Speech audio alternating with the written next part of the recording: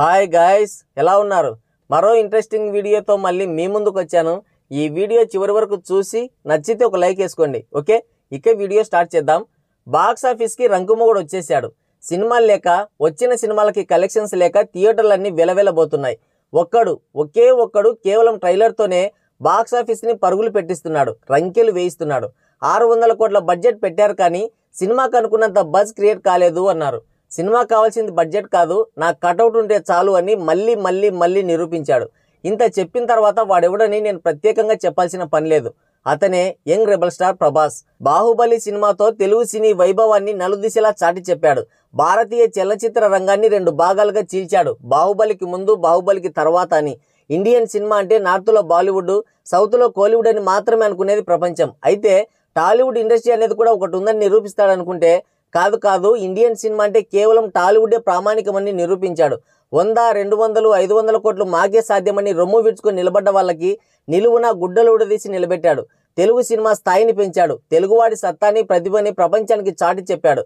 బాహుబలి తర్వాత వచ్చిన సాహో సినిమాని అర్థం చేసుకోలేక యావరేజ్ అన్నారు. ఆ తర్వాత వచ్చిన రాధేశ్యాం నచ్చలేదన్నారు. ఇక ఆదిపురుష్ సంగతి వేరే చెప్పాల్సిన పనే లేదు. సాహో, రాధేశ్యాం సినిమాలు బాగోలేవన్నారు, కానీ ఆదిపురుష్ విషయంలో మాత్రం తీవ్రమైన విమర్శలు చేశారు ప్రభాస్ పైన. బాహుబలి మూవీ కేవలం అదృష్టం వల్ల వచ్చింది, వాడికి అంత సీన్ లేదన్నారు. వాడి పని అయిపోయింది, బాహుబలిని చూపించి బ్రతకాల్సిందే, ఇంకా అసలు వాడు హీరోగానే అన్ఫిట్ అనేశారు. పేనుస్వామి లాంటి వాళ్ళైతే ఇంకో అడుగు ముందుకేసి ఇక ప్రభాస్ కెరీర్ కీలకతం. ప్రభాస్ జాతకంలో హైయర్స్ అనేవి లేవు. ఇప్పుడు చూడాల్సింది ప్రభాస్ జాతకం కాదు, ప్రభాస్తో సినిమాలు తీసే డైరెక్టర్లు, నిర్మాతలు జాతకాలు చూపించుకోవాలని వెటకారం కూడా చేశాడు. కట్ చేస్తే డైనోసార్ రూపంలో బాక్స్ ఆఫీస్ పై విరుచుకుపడ్డాడు. ఎంతలా అంటే మేమే బాదుశాలం, జిలేబీలం అని ఎగిరెగిరి పడ్డ వాళ్ళని అవి నిజంగానే బాదుశాలు, జిలేబీలు అనుకొని మొదటి రోజే మంచింగ్లోకి నంజుకున్నాడు.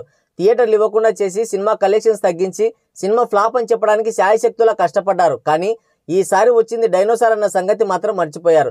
ఫస్ట్ షోతోనే థియేటర్లన్నీ లాక్కున్నాడు. ఎంతలా అంటే చివరికి వాళ్ళకే థియేటర్లు లేకుండా పోయాయి. ఈ బడా మాఫియా గాళ్ళు సినిమాని సంకనాకిస్తారని భయపడ్డారు ఫ్యాన్స్. కానీ కేవలం తన స్టార్ పవర్ తోనే సినిమాని హిట్ మెట్లు ఎక్కించాడు. సినిమా హిట్ అయితే అయింది, కానీ మనం అనుకున్నంత హిట్ కాలేదు. కానీ ప్రభాస్ని చూసి కడుపు మంటతో రగిలిపోయే వాళ్ళకి, నిత్యం ప్రభాస్ మీద పడి ఏడ్చే వాళ్ళకి మాత్రం ఉచ్చపోయించాడు ఆ సినిమాతో.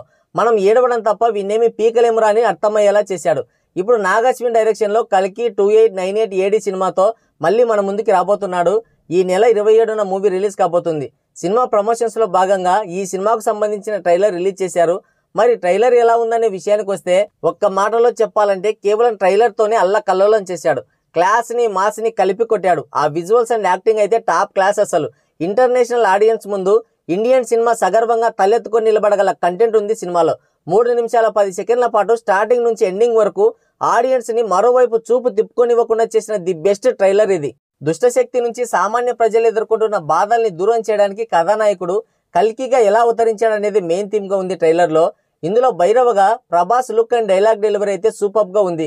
ఇక యాక్షన్ సీక్వెన్సెస్ అయితే ఇంటర్నేషనల్ స్థాయిలో ఉన్నాయి. 600 కోట్ల బడ్జెట్లో అసలు ఈ సినిమా ఎలా తీశారా అనిపిస్తుంది. హాలీవుడ్ మూవీలో ఉండడం కాదు, హాలీవుడ్నే తలదన్ని రీతిలో ఉంది. రికార్డ్ చెక్ చేసుకో, ఇప్పటి వరకు ఏ ఫైట్ కూడా ఓడిపోలేదని ప్రభాస్ చెప్పే డైలాగ్ ఊరా మాస్గా ఉంది. ప్రభాస్ కంటే కూడా అమితాబ్ అశ్వత్థామ రోల్కి ఎక్కువ ఇంపార్టెన్స్ ఇచ్చారు.